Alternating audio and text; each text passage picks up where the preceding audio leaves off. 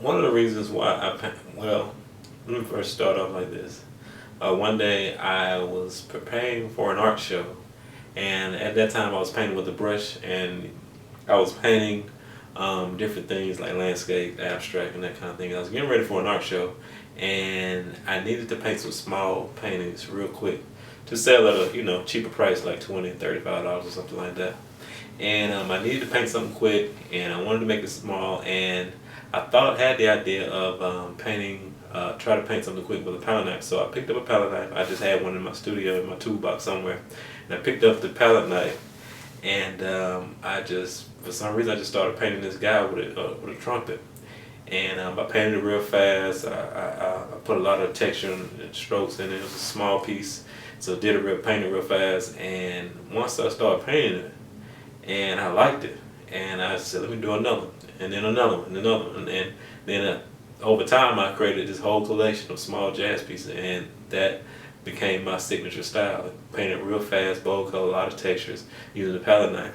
And from that point on, I stopped painting landscapes and other things and started focusing more on the jazz musicians, and that just kind of evolved into something great. And of course, I do paint other things as well now as I develop using the palette knife. But from that point on, I never looked back, and I never put the palette knife down. I love painting with the palette knife, and I hope you guys that are watching this video find a love for it too. One thing I like about the palette knife is that if you don't have any painting or drawing skills, you can basically pretty much kind of get away with it, because you can't really paint detailed painting because you're painting with a blade as opposed to a brush.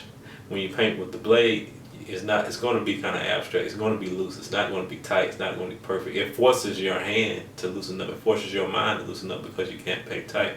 And with that being said, you're not expecting your painting to be perfect or tight or rigid, as opposed to if you were painting with a brush and trying to create a close to realistic painting. So what I like about the palette knife, allows you to get away with a lot of things. One of the ways I like to teach people is, especially for people that are new to painting, new to painting with acrylics, new to using a palette knife or even a brush. The palette knife forces you to loosen up, and it also allows you to get away with not having a perfect painting, if that makes any sense. What I would like for you to do is check out my videos, watch how I make a lot of my paintings real quick using a palette knife. So check out my videos, and thank you.